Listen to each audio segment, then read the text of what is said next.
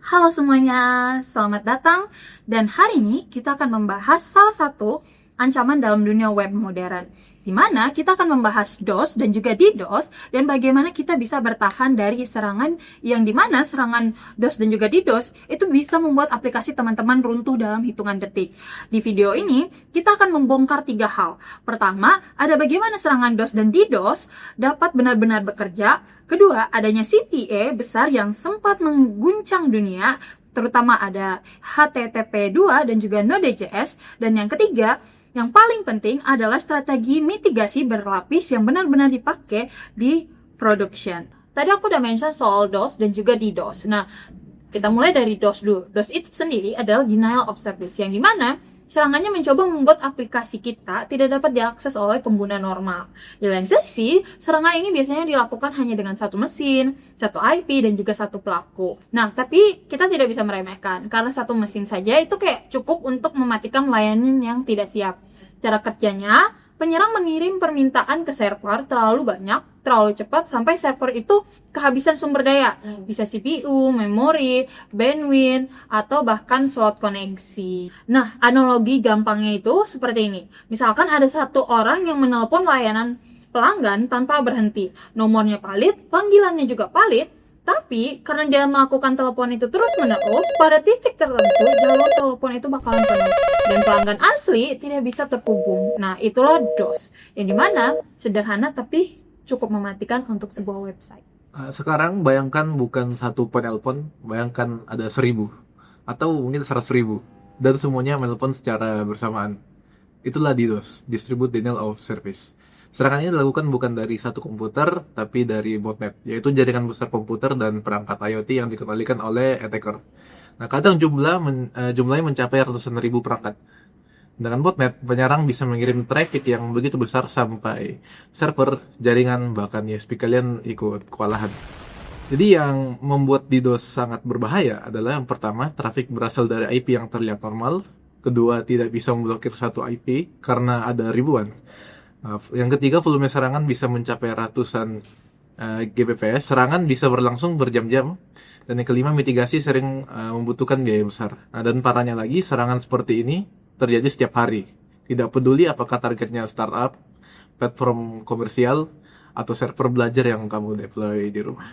Nah, serangan DOS dan juga DDoS itu bisa dikatakan sebuah serangan terhadap availability, yaitu pilar ketiga CIA triad. Nah, kalau misalkan confidentiality itu bicara soal menjaga data, dan juga adanya integrity yang bicara soal menjaga keaslian data. Nah, di availability itu bicara soal memastikan layanan tetap bisa digunakan. Nah, downtime bahkan hanya 5 menit bisa berarti untuk e-commerce itu bisa kehilangan jutaan rupiah, bank kehilangan kepercayaan, layanan kesehatan gagal diakses, serta SLA, Software as a Service, dilanggar. Nah, reputasi juga pastinya rusak. Dan menurut banyaknya laporan, sebagian besar kerugian akibat cyber attack justru berasal dari hilangnya availability, bukan pencurian data.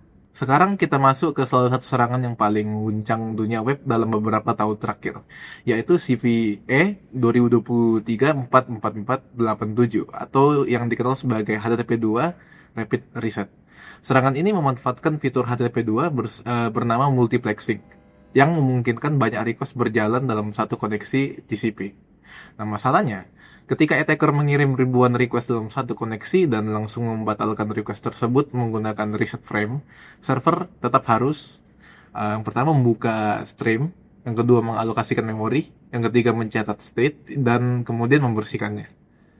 Nah, masalah besar muncul ketika attacker melakukannya berulang-ulang dengan sangat cepat. Lalu server akhirnya pertama kelelahan, kedua kehabisan memori, kemudian overload CPU, dan akhirnya crash. Ini bukan teori. Serangan ini pernah mencapai 398 juta request per detik di dunia nyata. Ya, 398 juta. Hampir semua web server besar terdampak, seperti Nginx, Apache, Envoy, Cloudflare, AWS, Google. Semuanya patch ketika serangan ini viral.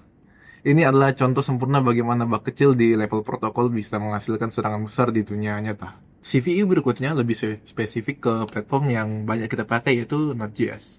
Nah, bug ini muncul karena Node.js tidak membersihkan stream HTTP2 dengan benar. Nah, attacker bisa mengirim urutan request tertentu supaya stream tidak ditutup sempurna. Nah, hasilnya yang pertama, memory leak. Server membengkak, request legitimate ditolak, lalu aplikasi akhirnya mati total. Nah, dan yang paling menakutkan, serangan ini bisa dilakukan dengan script yang sangat sederhana. Bug ini di patch, tapi jadi ingat bahwa bahkan teknologi modern yang kita gunakan setiap hari tetap punya potensi celah. Kalau begitu, apa yang bisa kita lakukan? Titik paling penting dari video ini bukan pada bagaimana serangannya bekerja, tapi bagaimana kita bisa bertahan. Dan inilah bagian yang jadi pembeda antara aplikasi yang jatuh dan aplikasi yang tetap hidup. Serangan DOS dan juga DDoS itu hanya bisa ditahan kalau misalkan kita menggunakan pertahanan yang berlapis-lapis, karena tidak ada satu setting yang bisa kayak langsung mempertahankan dari serangan tersebut. Nah, lapisannya ini sendiri terbagi menjadi 5, yang dimana layer pertama itu adalah application layer, yang dimana ini adalah lapisan yang paling dekat dengan codingan kita, yang dimana terdiri dari 5 bagian juga. Yang pertama ada rate limiting, yang dimana ini membatasi jumlah request yang boleh dikirim oleh satu IP dalam jangka waktu tertentu. Algoritmanya token bucket, terus disainingkan window, lalu di fix window. Jangan cuma pakai satu angka, tapi akan lebih baik disarankan untuk menggunakan kombinasi limit per IP, per user token, dan juga per endpoint. Layer 2, reverse proxy. Reverse proxy adalah frontline defender. Lalu apa yang bisa dilakukan? Batasi jumlah concurrent streams HTTP2 atau limit requirement untuk burst traffic. Gunakan timeout agresif untuk memutuskan koneksi yang mencurigakan. Batasi ukuran header dan body. Reverse proxy adalah filter yang berdiri sebelum request masuk ke aplikasi. Lalu untuk layer 3, CDN dan WAF atau satu contohnya adalah Cloudflare, AWS Shield, dan Fastly. Untuk DDoS besar, tidak ada yang lebih efektif daripada layer ini. CDN dapat menyerap serangan volumetrik dalam jumlah besar, mengalihkan traffic ke banyak edge server, mendeteksi botnet berdasarkan pola global, memblokir traffic buruk sebelum mencapai origin. Dapat diingat bahwa tidak ada server tunggal yang bisa menahan DDoS besar sendirian. Lalu untuk layer 4, infrastruktur hardening di sistem operasi dan cloud. Aktifkan firewall dengan rate limit, batasi sync flood, backlog, open file descriptor, dan gunakan auto scaling jika memungkinkan. Dan juga gunakan load balancer yang mendukung connection. Lalu untuk layer 5, monitoring dan observability. Mitigasi tanpa monitor itu seperti berperang tanpa radar. Yang harus diawasi yaitu request per second, latency, tingkat error, jumlah respon 429 atau disebut dengan too many request, CPU, memory, I/O, pola anomali di log. Dengan ini kalian bisa tahu apakah serangan sudah dimulai bahkan sebelum user sadar. Sebelum kita akhiri pembahasan ini, ada salah satu hal yang paling mudah membantu kita memahami resiko DOS dan DDoS, melihatnya terjadi secara langsung. Karena itu, mari kita masuk ke bagian demo untuk melihat bagaimana serangan ini bekerja dan bagaimana mitigasi dapat membuat aplikasi tetap berjalan. Oke, untuk demo kali ini kita akan fokus ke rate limiting, yaitu mitigasi di application layer. Jadi, di sini saya sudah membuat server Node.js menggunakan Redis untuk rate limiternya. Kenapa kita menggunakan Redis? Nanti akan saya jelaskan di akhir demo. Di sini kita mendefine rate limiter kita, yaitu 10 request per menit per IP. Kemudian nanti kita akan coba juga tanpa menggunakan Redis, yang berarti bahwa nanti kita akan menggunakan in-memory server rate limiter. API endpoint yang akan kita serang ini /API/data. Kemudian kita akan menjalankannya di localhost yang nanti akan merespon data ini. Jadi yang dikembalikan nanti adalah data JSON. Kemudian saya juga membuat API endpoint untuk matrix yang nanti akan kita pantau di dashboard untuk ini monitoring. Oke, mari kita mulai demonya. Pertama kita harus pastikan dulu server Redis kita jalan. Dan lihat jalan. Lalu kita coba masuk ke directory tempat servernya disimpan. Nah,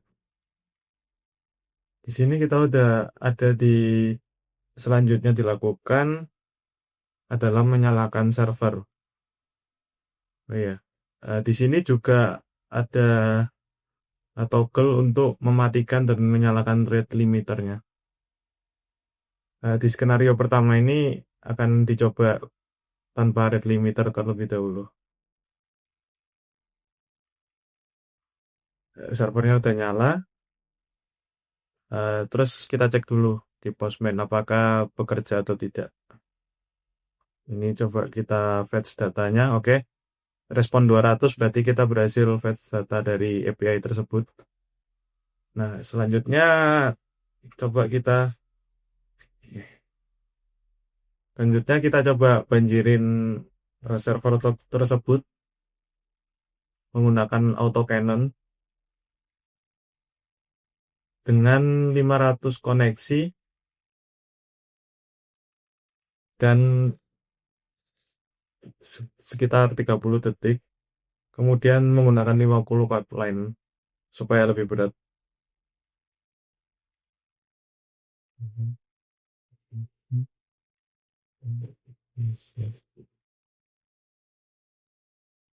Nah, ini lagi berjalan prosesnya, kita tunggu aja. Nah, kalau kita lihat di sini pasti ada lonjakan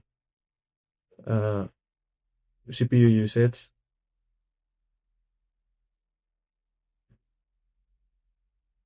Nah, ini spike sampai 100%. Tapi hanya di CPU core yang ini aja. Kenapa bisa terjadi hanya satu core aja? Karena Node.js ini bekerja secara single threaded.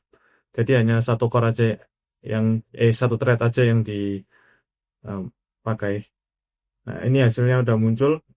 Kita mendapatkan average 18.000 request per second yang dilayani oleh server tersebut. Dan kita mendapatkan 18.000 millisecond untuk latency masing-masing respons koneksinya. Nah, kita juga bisa lihat di sini di dashboardnya. Total request yang masuk dan jawab itu 591.000 selama 30 detik itu. Terus yang tersaring oleh rate limiter 0 karena tadi kita matikan. Oke, kita masuk ke skenario kedua, tapi sebelum itu kita nyalakan dulu untuk rate limiternya.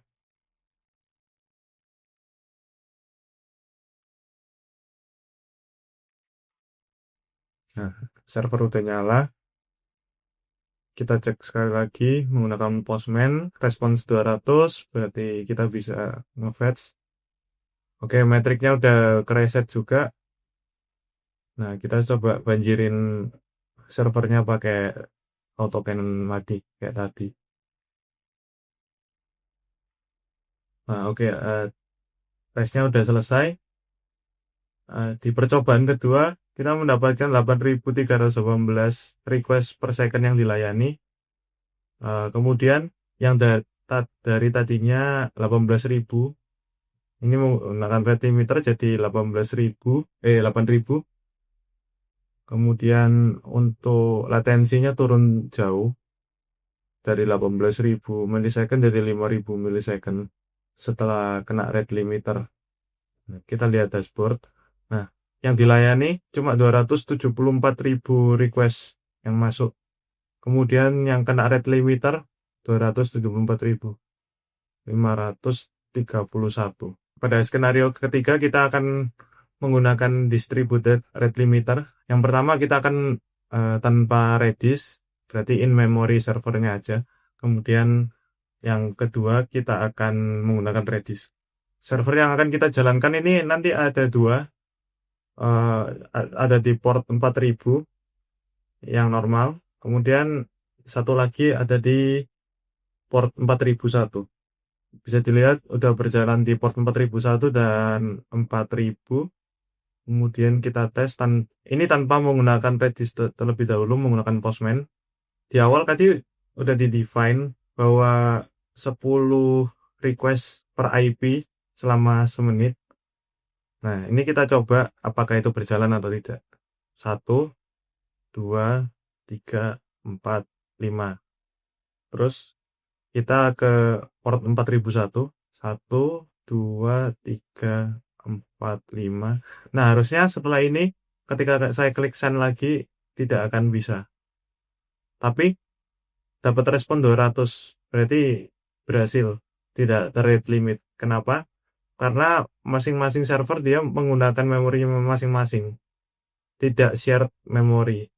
Jadi counter rate limiter yang ada di port 4000 itu tidak sama dengan yang 4001. Nah, kalau kita coba lagi. Nah, dia baru dapat 429 di percobaan ke-11 di port 4001. Padahal harusnya enggak. Nah, sekarang kita udah tahu eh, tanpa menggunakan Redis. Nah, fungsinya Redis ini dia akan shared memory antar servernya. Jadi counter rate limit yang ada di port 4000 dan 4001 itu sama. Kita nyalakan kembali untuk servernya. Kita samakan menggunakan postman lagi di port 4000. 1, 2, 3, 4, 5. Kemudian di port 4001. 1, 2, 3, 4, 5. Harusnya tadi ketika kita tidak menggunakan Redis, ketika kita klik satu lagi ini masih 200. Tapi habis ini pasti akan 429. Benar, respon dari server 429 to many request. Serangan DOS dan DDoS bukanlah sekedar teori dalam buku keamanan komputer. Ini nyata, ini terjadi setiap hari. Dan semakin kompleksnya protokol seperti HTTP2 misalnya, serangan pun juga ikut berkembang. Tetapi kabar baiknya, dengan pendekatan berlapis-lapis, seperti yang tadi kita telah jelaskan, seperti dari application layer, proxy, CDN, hingga infrastruktur yang memadai, kita bisa membangun sistem yang dalam tanda kutip tahan banting. Nah, tidak ada sistem yang 100% aman, tapi ada sistem yang 100% siap. Stay safe, secure, dan sampai jumpa di video berikutnya. Bye-bye.